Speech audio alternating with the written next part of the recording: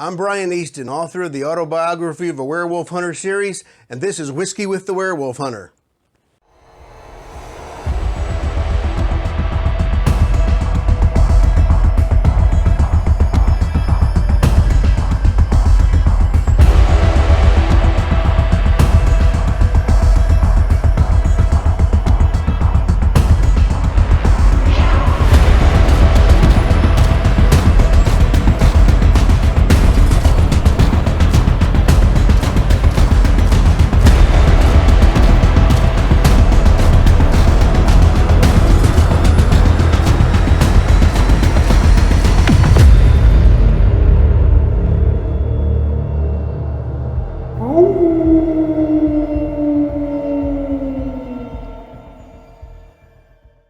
Welcome back to the Werewolf Bar, everyone. Glad you could make it. Let me introduce you to our creature of the night. From a small distillery in Harvard, Illinois, this is Rush Creek Distilling's straight rye whiskey. Now remember, for a whiskey to call itself a rye here in the United States, the grain bill has to be at least 51% rye grain. This one is 58%. Canadian whiskey is also called rye, but we'll come back to that in a minute.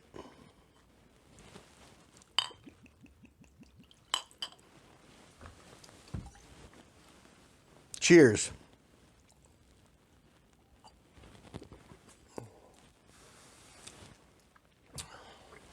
It's got a very smooth nose to it, first of all.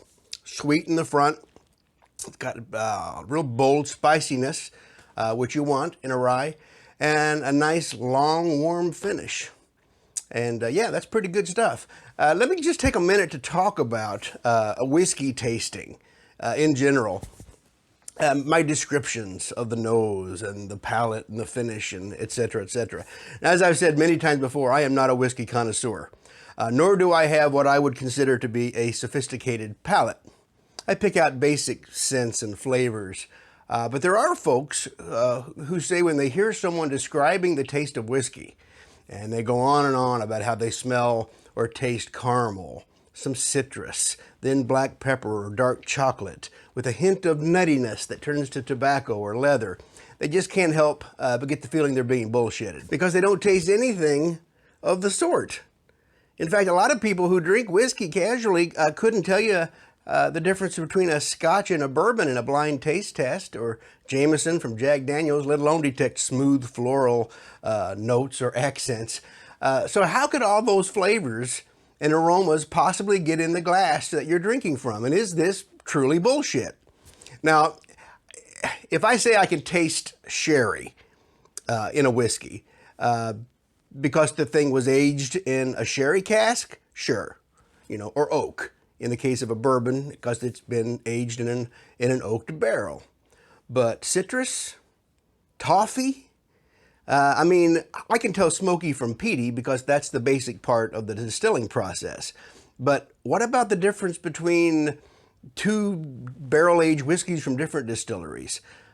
That's when you get into tasting notes, where one may remind you of a chocolate flavor, and the other has a light lemon taste to it. It's an attempt to profile the whiskey with a marketing aspect, trying to sell it to you, with some colorful descriptions coming from someone who's supposedly more cultivated than your average slob. Secondly, once you get into this, is this bullshit or not, you have to ask yourself, are the results reproducible? Can you have a tasting where a bunch of whiskey experts all independently agree that this whiskey tastes like coffee at first but finishes with apple notes, or that it has a nose like freshly cut hay, or whatever? The answer to that, I believe, is no. Tasting these kind of notes are not always, and maybe not even usually, literal. You can taste smoke and peat and oak and sherry because those flavors are built in. They're in there. But there's also a range of flavors in whiskey which is due to the interaction between the creature and the cask. Its grain bill, its age, and it goes on. You can train your nose and you can train your palate to pick up some of these, but it's more like describing sometimes a memory associated with a certain experience, where smells and tastes are evoked by the varied aspects of the whiskey. For instance, if I took two Tennessee whiskeys, let's say George Dickel and Greenbrier, they're both been aged in charred oak casks, both been filtered through charcoal, which is the hallmark of Tennessee whiskey. But Greenbrier tastes greener, not because of its name, it tastes greener because it's younger. And Jack Daniel's has a fuller body to it because of its age, which might come off as some sweetness, as was the case with Tennessee whiskey a lot of times. And it's easy to call out flavors from that sweetness, like dried fruit. But dried fruit can be a little generic as a descriptor. So you let your mind wander a bit, and kind of roll over it in your head, and you land on something more specific, like raisins or dried apricots, whatever. Describing your whiskey has much more to do with your own experiences than with any kind of objective, demonstrable truth about the creature itself.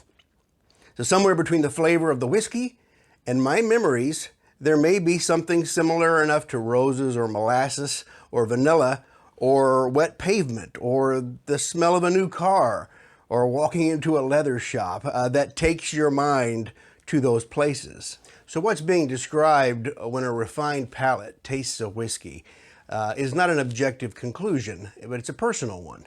And this makes an attractive resource for the marketing department to sell it if it's worded right. And so, in a way, yeah, it's BS if you're looking for an impartial description. But that's not really the point, even though a lot of the more pompous tasters come across like it is. So let me go back to a second to the rye we were talking about. As I said, rye in the States has to have at least 51% of the grain rye to be called rye whiskey. Canadian whiskey, on the other hand, doesn't. But Canadian whiskey and rye whiskey have been for a long time been interchangeable, and this has less to do with the what's in their mash bill than the tradition and the history behind Canadian whiskey, which we're not going to get into. But it might beg the question, since rye is Sylvester's drink of choice when he's riled, what's he really imbibing there? Is he just drinking Canadian whiskey? I mean, he is Canadian. Or is he drinking the grain-based rye? And I think that it's pretty clear that he's drinking the grain-based rye. And this is pointed out at least once in the lineage when they bring him a bottle of Old Overholt, which is a grain-based rye. So, okay, so not the greatest question ever asked, but thankfully we have Amanda Rogers who has a better one. And here's Amanda Asks.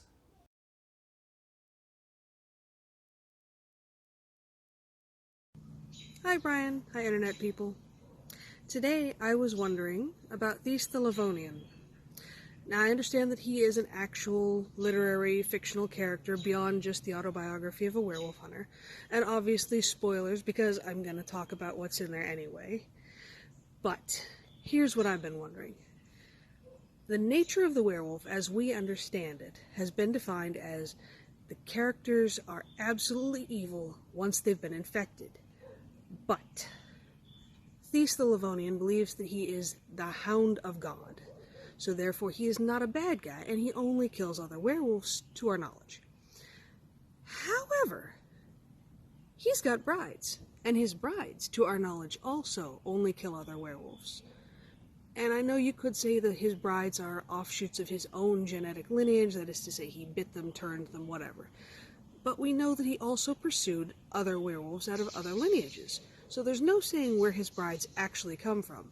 And they chose to fight their own kind and follow Tex's examples, I suppose. Also, historically, or historic mythologically, in the Celtic religions, there were stories of werewolves who had ill-fitting pelts, similar to the way Tex is described, who had human-like hands, and who behaved in a manner that is acceptable societally. That is to say, they helped the human people around them, often bringing them fish and leaving nice things at their doorstep. So if there is a historical precedent, and we know that some of the characters that are around Tex also act with a modicum of decency, then can we assume that the werewolf cannot always be evil even after it's been turned? That's what makes me wonder. What makes you wonder? So Feast the Livonian has been marked with blood through a jug of stolen altar wine, which had a mutative effect on his portion of the Therion soul, kind of corrupting it in a way, except for the good. Amanda's picked up on the fact that Fee's brides also followed this path, and I would say this is because they were marked by Feast and inherited this genetic defect, so to speak. And she acknowledges this as well. But the sticking point she brings up is that Feast, for instance, has it bad for Rowena Robin, aka Robin Redbreast, who was an exceptionally brutal she-wolf, not at all inclined to the views of Feast and his wives. And yet he wanted to make her chief among his wives. So what would he have done had she agreed to be sister wife number one? Could Feast have converted her by dispensing to her a part of his Therion as a wedding gift? Is his legacy that strong to do that? Perhaps. But I think Rowena specifically was much too fierce and powerful to be taken in such a way. That is, unless she willingly submitted to it, which is what Feast may have had in mind all along when he offered her haven from the kinslayer and a prominent place in his family.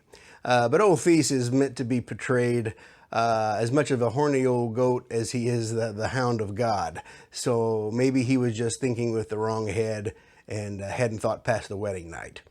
I could go either way with that one. Well, Dr. T. Broussard is on sabbatical this month, so we don't have a Doc Talk shop for you tonight, but we do have Tex Grebner. Tex is back with a little something we call Tools of the Trade.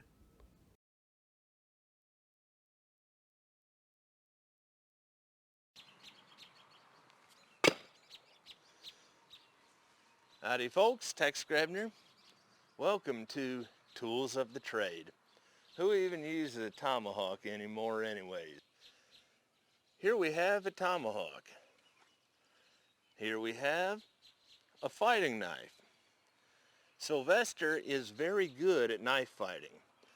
Sylvester is terrible with a tomahawk because this is light and fast, right? And fairly balanced. This is incredibly powerful, but difficult to control because all the weight is so far from your hand. However, Jericho, really good with the tomahawk. We know a few things about the wolves in Brian's universe. We know that they are vulnerable to silver and meteoric iron. We know that silver bullets, difficult to make. There is a way, but it is incredibly nuanced to the point of practical impossibility. Silver, however, does not make good edged weapons. It will, however, make throwing knives. This is a drop-forged Bowie knife. Faux stag handle, but it is a solid steel construction. Full tang, cutting edge, full length, tip, fighting knife. Thing is, this is a throwing knife. Now, we know that with certain varieties of werewolves through the universe that I have had the pleasure to write for, that they can lock up weapons. Now, the logic in reality behind throwing knives, darts and shurikens and so on, is kind of flawed in the sense that you're basically giving an enemy a weapon. And there is a precedent for a thrown weapon in Winter Fox Book 1 when he throws the lance head of meteoric iron at stands in the tombs. All we need is a distraction. Any silver that we can get in is good silver. I'm not going to claim that they're realistic or unrealistic, but in the case of Michael Winterfox and or Sylvester Logan James, it does make a little bit of sense for throwing knives to be in the werewolf hunter's arsenal. I don't know, did I ever say that Sylvester was terrible with a tomahawk? I don't know, maybe compared to Jericho or Michael, he definitely found it hard to learn. But Tex is right, the Bowie knife is Styles' melee weapon of choice. And as a follow-up, as you can see, I have an assortment of Bowie knives here from my stores.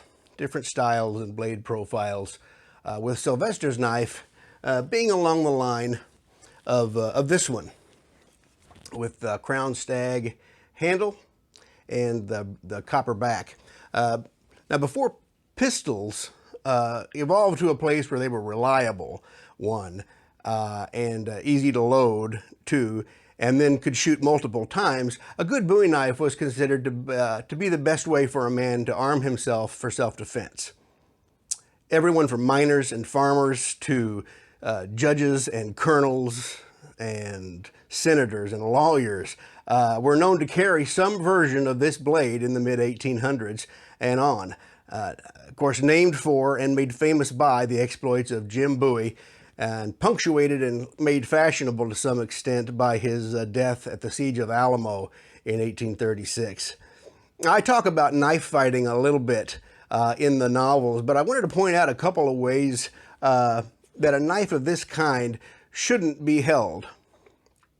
This is called the style of the stage avenger. Okay, you've seen, you hold the knife like this, and it's also called the ice pick grip. You know, and if I hold it like this, I got one thing I can do with it. I can go down like this, you know. So unless you are Norman Bates and the shower's running, you know, not so much. So then there's the reverse grip. So you can turn it like this, and you can see it's the same kind of grip, except the blade is turned edge out. And you see a lot of this on The Walking Dead and other action heavy features, kind of pulled close against the wrist, you know, and you can kind of slash out with it like that and come back with a stroke like that. And with a certain size blade, you know, that's perfectly doable. I think I may have even had Sylvester take such a grip once or twice.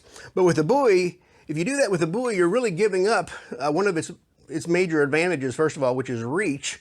I mean, I can only go this far with it, where if I hold it in the style of a saber or a sword, I can reach out quite a bit farther than that, you know. And I can also deliver a powerful thrust. I can also, you know, I can slash every direction, up, down, you know, side to side, and so forth. And so that really lets you exploit the blade's power as well as its thrusting capacity.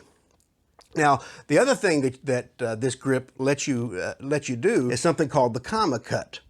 Now, this is for research, literary research purposes only. I am not trying to conduct knife fighting 101 here, okay? But if it's your character and he's trying to kill his opponent with a Bowie knife, and he has this kind of a grip, the thing called a comma cut, which basically describes the shape of the wound once it's been made. And basically all it is, it's a thrust, okay, and then the blade is turned in the wound. Now this does three things. This, first of all, it destroys more tissue. Second, if the guy does live through it right away, it's going to make that wound almost impossible to sew shut.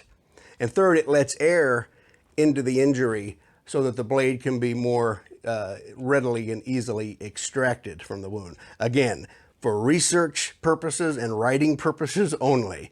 That's my disclaimer on this, but it does work like that in real life. So that's a little dust up on the Bowie knife. Legendary blade type with a bloody and colorful history, and one of SLJ's main go-to weapons. Well, one more nip of our creature.